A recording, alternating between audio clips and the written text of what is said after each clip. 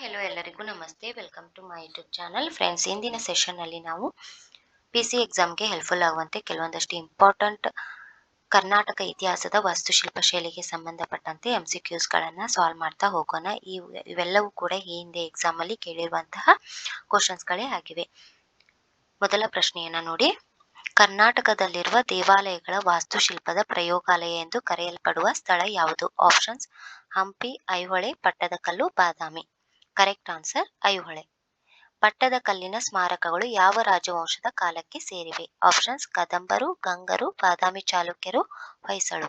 Correct answer Badami ಚಾಲುಕ್ಯರು. Next, Virupaksha ದೇವಾಲಯ ಎಲ್ಲಿದೆ? Options: Pattadakal, Badami, Hampi, Aihole. Correct answer Virupaksha ದೇವಾಲಯ ಹಂಪಿಯಲ್ಲಿದೆ. ಈವನ್ ವಿಜಯ ವಿಠಲ ದೇವಾಲಯ ಕೂಡ ಹಂಪಿಯಲ್ಲಿದೆ. ನೆಕ್ಸ್ಟ್, ಗೊಮ್ಮಟೇಶ್ವರ ಪ್ರತಿಮೆಯನ್ನ ನಿರ್ಮಿಸಿದವರು ಯಾರು? Options: Amoghavarsha, Chavundaraya, Pulakeshi II, Vishnuvardhana. ಗೊಮ್ಮಟೇಶ್ವರ ಪ್ರತಿಮೆಯನ್ನ ನಿರ್ಮಾಣ ಮಾಡಿದವರು ಚಾವುಂಡರಾಯ. ಈತ ಗಂಗ ರಾಜವಂಶದ ಕಾಲಕ್ಕೆ ಸೇರಿದವನಾಗಿದ್ದು ರಾಜಮಲ್ಲನ ಮಂತ್ರಿ.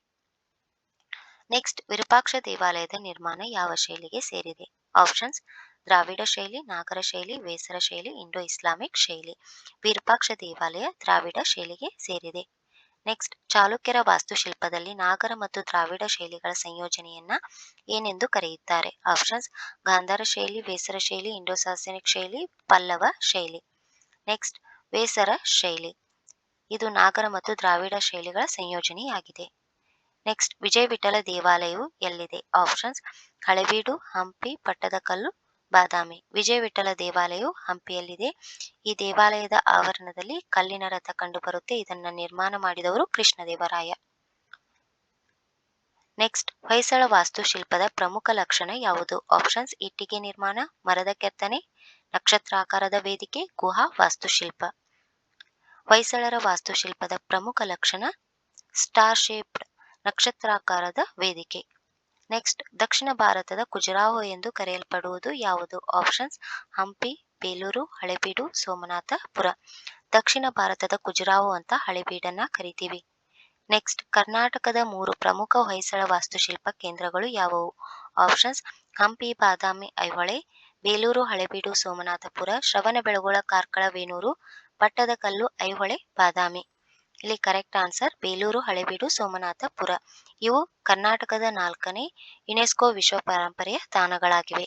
ನೆಕ್ಸ್ಟ್, ಹಂಪಿಯ ವಿರೂಪಾಕ್ಷ ದೇವಾಲಯ ಯಾವ ಶೈಲಿಗೆ ಸೇರಿದೆ? ಆಪ್ಷನ್ಸ್: ನಾಗರ, ದ್ರಾವಿಡ, ಗ್ರೀಕ್, ಗಾಂಧಾರ. ಹಂಪಿಯ ವಿರೂಪಾಕ್ಷ ದೇವಾಲಯ ದ್ರಾವಿಡ ಶೈಲಿಗೆ ಸೇರಿದೆ. ನೆಕ್ಸ್ಟ್, ಐಹೊಳೆಯನ್ನ ಭಾರತೀಯ ದೇವಾಲಯ ವಾಸ್ತುಶಿಲ್ಪದ ಪ್ರಯೋಗಾಲಯ ಎಂದು ಕರೆಯುತ್ತಾರೆ. ಐಹೊಳೆ ಬಾದಾಮಿ ಚಾಲುಕ್ಯರ ಪ್ರಮುಖ ವಾಸ್ತುಶಿಲ್ಪ ಕೇಂದ್ರ. ಐಹೊಳೆ ಯುನೆಸ್ಕೋ ವಿಶ್ವ ಪರಂಪರೆಯ ತಾಣ. ಈ 3 ಸ್ಟೇಟ್ಮೆಂಟ್ಗಳಲ್ಲಿ ಯಾವ ಸ್ಟೇಟ್ಮೆಂಟ್ ಕರೆಕ್ಟ್? ಆಪ್ಷನ್ಸ್ ಅನ್ನು ನೋಡಿ. 1 ಮತ್ತು 2 ಮಾತ್ರ, 2 ಮತ್ತು 3 ಮಾತ್ರ, 1 ಮತ್ತು 3 ಮಾತ್ರ, 1, 2 ಮತ್ತು 3 ಮಾತ್ರ. ಇಲ್ಲಿ ಕರೆಕ್ಟ್ ಆನ್ಸರ್ 1 ಮತ್ತು 2 ಮಾತ್ರ. ಐಹೊಳೆ ಭಾರತೀಯ ದೇವಾಲಯದ ವಾಸ್ತುಶಿಲ್ಪ ತೊಟ್ಟಿಲು ಅಥವಾ ಪ್ರಯೋಗಾಲಯ ಅಂತ ಕರಿತೀವಿ. ಇದು ಚಾಲುಕ್ಯರ ಪ್ರಮುಖ ವಾಸ್ತುಶಿಲ್ಪ ಕೇಂದ್ರ, ಆದರೆ ಯುನೆಸ್ಕೋ ವಿಶ್ವ ಪರಂಪರೆಯ ತಾಣ ಅಲ್ಲ. ನೆಕ್ಸ್ಟ್, ಪಟ್ಟದಕಲ್ಲು ಯುನೆಸ್ಕೋ ವಿಶ್ವ ಪರಂಪರೆ ತಾಣವಾಗಿದೆ. ಇಲ್ಲಿ ನಾಗರ ಮತ್ತು ದ್ರಾವಿಡ ಶೈಲಿಯ ದೇವಾಲಯಗಳು ಕಂಡುಬರುತ್ತವೆ. ವಿಜಯನಗರ ಸಾಮ್ರಾಜ್ಯದ ರಾಜಧಾನಿಯಾಗಿತ್ತು.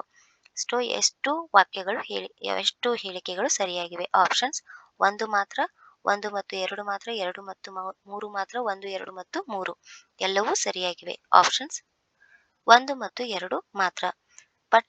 ಪಟ್ಟದಕಲ್ಲು ಯುನೆಸ್ಕೋ ವಿಶ್ವ ಪರಂಪರೆಯ ತಾಣವಾಗಿದೆ. 1987ರಲ್ಲಿ ನಾಗರ ಮತ್ತು ದ್ರಾವಿಡ ಶೈಲಿಯ ದೇವಾಲಯಗಳು ಪಟ್ಟದಕಲ್ಲಿನಲ್ಲಿ ಕಂಡುಬರುತ್ತವೆ. ಸೊ 1 ಮತ್ತು 2 ಸ್ಟೇಟ್ಮೆಂಟ್ಸ್ ಕರೆಕ್ಟ್ ಆಗಿವೆ. ಬಟ್ ವಿಜಯನಗರ ಸಾಮ್ರಾಜ್ಯದ ರಾಜಧಾನಿಯಲ್ಲ, ಇದು ಬಾದಾಮಿ ಚಾಲುಕ್ಯರ ರಾಜಧಾನಿಯಾಗಿತ್ತು. ವಿಜಯನಗರ ಸಾಮ್ರಾಜ್ಯದ ರಾಜಧಾನಿ ಹಂಪಿ. ನೆಕ್ಸ್ಟ್, ಹೊಯ್ಸಳ ದೇವಾಲಯಗಳು ನಕ್ಷತ್ರಾಕಾರದ ಯೋಜನೆಯನ್ನ ಹೊಂದಿರುತ್ತವೆ. ಸೋಪ್ ಸ್ಟೋನ್ ಬಳಸಿ ನಿರ್ಮಿಸಲಾಗಿದೆ. ಹೊಯ್ಸಳ ವಾಸ್ತುಶಿಲ್ಪವು ಮುಖ್ಯವಾಗಿ ಇಟ್ಟಿಗೆಗಳಿಂದ ನಿರ್ಮಿತವಾಗಿದೆ. ಆಪ್ಷನ್ಸ್: 1 ಮತ್ತು 2 ಮಾತ್ರ, 2 ಮತ್ತು 3 ಮಾತ್ರ, 1 ಮತ್ತು 3 ಮಾತ್ರ, 1, 2 ಮತ್ತು 3 ಮಾತ್ರ. ಎಷ್ಟು ಹೇಳಿಕೆಗಳು ಸರಿಯಾಗಿವೆ? ಆನ್ಸರ್ 1 ಮತ್ತು 2 ಮಾತ್ರ. ಹೊಯ್ಸಳರ ದೇವಾಲಯಗಳು ನಕ್ಷತ್ರಾಕಾರದ ಯೋಜನೆಯನ್ನ ಹೊಂದಿವೆ. ಕರೆಕ್ಟ್. ಸೋಪ್ ಸ್ಟೋನ್ ಬಳಸಿ ನಿರ್ಮಿಸಲಾಗಿದೆ. ಕರೆಕ್ಟ್. ಬಟ್ ಇಟ್ಟಿಗೆಗಳಿಂದ ನಿರ್ಮಿತವಾಗಿಲ್ಲ. ನೆಕ್ಸ್ಟ್, ಹಂಪಿ ಯುನೆಸ್ಕೋ ವಿಶ್ವ ಪರಂಪರೆಯ ತಾಣ ಆಗಿದೆ. ಕಲ್ಲಿನ ರಥವು ವಿಠಲ ದೇವಾಲಯದ ಆವರಣದಲ್ಲಿದೆ. ಹಂಪಿಯು ರಾಷ್ಟ್ರಕೂಟರ ರಾಜಧಾನಿಯಾಗಿತ್ತು. ಆಪ್ಷನ್ಸ್ 1 ಮತ್ತು 2 ಮಾತ್ರ, 2 ಮತ್ತು 3 ಮಾತ್ರ, 1 ಮತ್ತು 3 ಮಾತ್ರ, 1, 2 ಮತ್ತು 3. ಕರೆಕ್ಟ್ ಆನ್ಸರ್ 1 ಮತ್ತು 2. ಹಂಪಿಯು ಯುನೆಸ್ಕೋ ವಿಶ್ವ ಪರಂಪರೆಯ ತಾಣ. ಕಲ್ಲಿನ ರಥವು ವಿಠಲ ದೇವಾಲಯದ ಆವರಣದಲ್ಲಿದೆ. ಕರೆಕ್ಟ್. ಹಂಪಿಯು ರಾಷ್ಟ್ರಕೂಟರ ರಾಜಧಾನಿಯಲ್ಲ, ವಿಜಯನಗರ ಸಾಮ್ರಾಜ್ಯದ ರಾಜಧಾನಿಯಾಗಿತ್ತು. ರಾಷ್ಟ್ರಕೂಟರ ರಾಜಧಾನಿ ಮಾನ್ಯಕೇಟ. ನೆಕ್ಸ್ಟ್, ಗೊಮ್ಮಟೇಶ್ವರ ಪ್ರತಿಮೆ ಏಕಶಿಲಾ ಪ್ರತಿಮೆಯಾಗಿದೆ. ಚಾವುಂಡರಾಯನು ಈ ಪ್ರತಿಮೆಯನ್ನ ನಿರ್ಮಿಸಿದವನು. ಹೊಯ್ಸಳರ ಕಾಲದಲ್ಲಿ ನಿರ್ಮಿತವಾಗಿದೆ. ಇಲ್ಲಿ ಎಷ್ಟು ಸ್ಟೇಟ್ಮೆಂಟ್ಗಳು ಕರೆಕ್ಟ್ ಆಗಿವೆ ಅಂತ ಹೇಳಬೇಕು. ಆಪ್ಷನ್ಸ್ 1 ಮಾತ್ರ, 1 ಮತ್ತು 2 ಮಾತ್ರ, 2 ಮತ್ತು 3 ಮಾತ್ರ, 1, 2 ಮತ್ತು 3. ಕರೆಕ್ಟ್ ಆನ್ಸರ್ 1 ಮತ್ತು 2.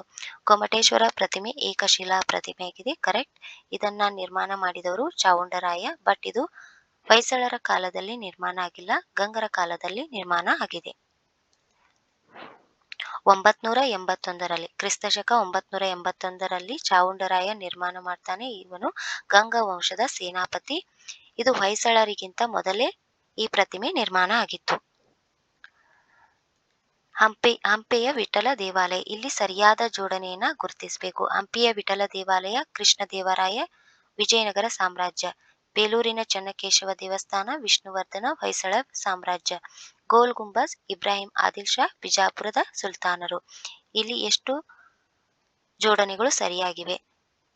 ಆಪ್ಷನ್ಸ್ ಅನ್ನ ನೋಡಿ. ಕೇವಲ ಎ ಮತ್ತು ಬಿ, ಕೇವಲ ಎ ಮತ್ತು ಸಿ, ಕೇವಲ ಬಿ ಮತ್ತು ಸಿ, ಎ, ಬಿ ಮತ್ತು ಸಿ 3 ಕೂಡ ಸರಿಯಾಗಿವೆ. ಕರೆಕ್ಟ್ ಆನ್ಸರ್ ಎ, ಬಿ ಮತ್ತು ಸಿ 3 ಕೂಡ. ಹಂಪಿಯ ವಿಠಲ ದೇವಸ್ಥಾನ ಕೃಷ್ಣದೇವರಾಯ ನಿರ್ಮಾಣ ಮಾಡಿದ್ದಾನೆ. ಇದು ವಿಜಯನಗರ ಸಾಮ್ರಾಜ್ಯಕ್ಕೆ ಸೇರಿದ್ದು. ಬೇಲೂರಿನ ಚನ್ನಕೇಶವ ದೇವಸ್ಥಾನ ವಿಷ್ಣುವರ್ಧನ ನಿರ್ಮಾಣ ಮಾಡಿದ್ದಾನೆ. ಇದು ಹೊಯ್ಸಳ ಸಾಮ್ರಾಜ್ಯದ್ದು. ಗೋಲ್ ಗುಂಬಜ್ ಇಬ್ರಾಹಿಂ ಆದಿಲ್ ಶಾ ನಿರ್ಮಾಣ ಮಾಡಿದ್ದಾನೆ. ಇದು ಬಿಜಾಪುರ್ ಸುಲ್ತಾನರದ್ದು. ನೆಕ್ಸ್ಟ್, ದಕ್ಷಿಣ ಭಾರತದ ವಾಸ್ತುಶಿಲ್ಪದ ಬೆಳವಣಿಗೆಗೆ ಯಾವ ರಾಜವಂಶಗಳು ಪ್ರಮುಖ ಕೊಡುಗೆಯನ್ನ ನೀಡಿವೆ? ದಕ್ಷಿಣ ಭಾರತದ ವಾಸ್ತುಶಿಲ್ಪದ ಬೆಳವಣಿಗೆಗೆ ಯಾವ ರಾಜವಂಶಗಳು ಪ್ರಮುಖ ಕೊಡುಗೆಯನ್ನ ನೀಡಿವೆ ಅಂತ ಸರಿಯಾದ ಕಾಲಾನುಕ್ರಮಣಿಕೆಯಲ್ಲಿ ಗುರುತಿಸಬೇಕು.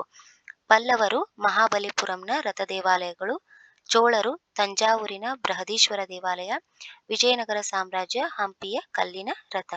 ಈ ವಾಸ್ತುಶಿಲ್ಪದ ಪ್ರಕಾರ ಸರಿಯಾದ ಕಾಲಾನುಕ್ರಮಣಿಕೆಯನ್ನ ಗುರುತಿಸಬೇಕು. ಆಪ್ಷನ್ಸ್ ಪಲ್ಲವರು, ಚೋಳರು, ವಿಜಯನಗರ, ಚೋಳರು, ಪಲ್ಲವರು, ವಿಜಯನಗರ, ವಿಜಯನಗರ, ಚೋಳರು, ಪಲ್ಲವರು, ಪಲ್ಲವರು, ವಿಜಯನಗರ, ಚೋಳರು. ಇಲ್ಲಿ ಕರೆಕ್ಟ್ ಆನ್ಸರ್ ಪಲ್ಲವರು. ಮೊದಲು ಮಹಾಬಲಿಪುರಂನ ರಥ ದೇವಾಲಯಗಳು, ನೆಕ್ಸ್ಟ್ ಚೋಳರು, ತಂಜಾವೂರಿನ ಬೃಹದೀಶ್ವರ ದೇವಾಲಯ, ನೆಕ್ಸ್ಟ್ ವಿಜಯನಗರ ಸಾಮ್ರಾಜ್ಯ ಹಂಪಿಯ ಕಲ್ಲಿನ ರಥ.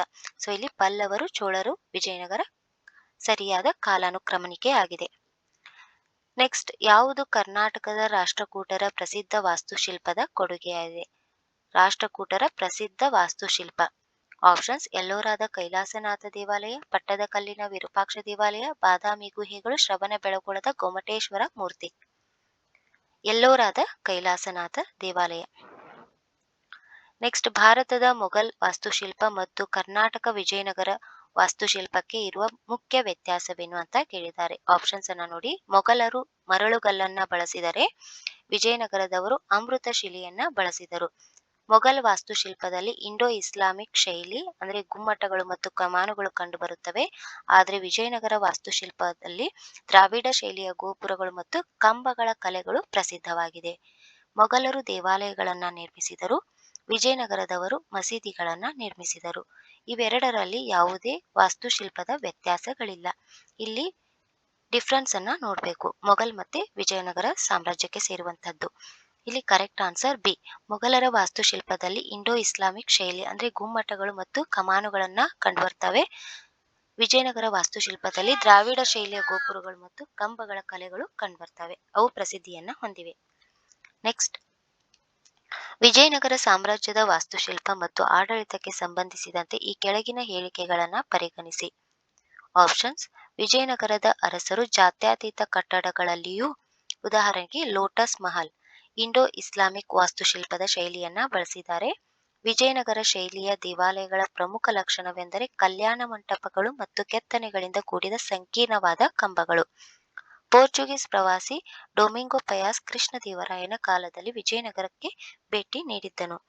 ಈ 3 ಹೇಳಿಕೆಗಳಲ್ಲಿ ಯಾವ ಹೇಳಿಕೆಗಳು ಸರಿಯಾಗಿವೆ? ಆಪ್ಷನ್ಸ್ 1 ಮತ್ತು 2 ಮಾತ್ರ, 2 ಮತ್ತು 3 ಮಾತ್ರ, 1 ಮತ್ತು 3 ಮಾತ್ರ, 1, 2 ಮತ್ತು 3 ಎಲ್ಲವೂ ಕೂಡ ಸರಿಯಾಗಿವೆ. ಆಪ್ಷನ್ಸ್ ಎಲ್ಲವೂ ಕೂಡ ಸರಿಯಾಗಿವೆ. ಇಲ್ಲಿ ವಿಜಯನಗರದ ಅರಸರು ಜಾತ್ಯತೀತ ಕಟ್ಟಡ ಅಂದ್ರೆ ಲೋಟಸ್ ಮಹಲ್, ಇಂಡೋ ಇಸ್ಲಾಮಿಕ್ ವಾಸ್ತುಶಿಲ್ಪದ ಶೈಲಿಯಾದಂತಹ ಲೋಟಸ್ ಮಹಲ್ ಶೈಲಿಯನ್ನ ಬಳಸಿದ್ದಾರೆ. ವಿಜಯನಗರ ಶೈಲಿಯ ದೇವಾಲಯಗಳು ಪ್ರಮುಖ ಲಕ್ಷಣ ಅಂದ್ರೆ ಕಲ್ಯಾಣ ಮಂಟಪ ಮತ್ತೆ ಸಂಕೀರ್ಣವಾದ ಕಂಬಗಳು. ಪೋರ್ಚುಗೀಸ್ ಪ್ರವಾಸಿ ಡೊಮಿಂಗೋ ಪಯಾಸ್ ಕೃಷ್ಣದೇವರಾಯನ ಕಾಲದಲ್ಲಿ ವಿಜಯನಗರಕ್ಕೆ ಭೇಟಿ ನೀಡಿದ್ದನು. ನೆಕ್ಸ್ಟ್ ಬಾದಾಮಿ ಚಾಲುಕ್ಯರ ವಾಸ್ತುಶಿಲ್ಪದ ಕುರಿತು ಈ ಕೆಳಗಿನ ಹೇಳಿಕೆಗಳನ್ನ ಗಮನಿಸಿ. ಬಾದಾಮಿ ಚಾಲುಕ್ಯರು ಉತ್ತರ ಭಾರತದ ನಾಗರ ಶೈಲಿ ಮತ್ತು ದಕ್ಷಿಣ ಭಾರತದ ದ್ರಾವಿಡ ಶೈಲಿ ಎರಡನ್ನ ಸಂಯೋಜಿಸಿ ವೇಸರ ಶೈಲಿಯನ್ನ ಅಭಿವೃದ್ಧಿಪಡಿಸಿದ್ದಾರೆ. ಪಟ್ಟದಕಲ್ಲಿನ ವಿರೂಪಾಕ್ಷ ದೇವಾಲಯವನ್ನ ಕಾಂಚೀಪುರಂನ ಪಲ್ಲವರ ಮೇಲಿನ ವಿಜಯದ ನೆನಪಿಗಾಗಿ ಲೋಕಮಹಾದೇವಿ ನಿರ್ಮಿಸಿದ್ದಾಳೆ.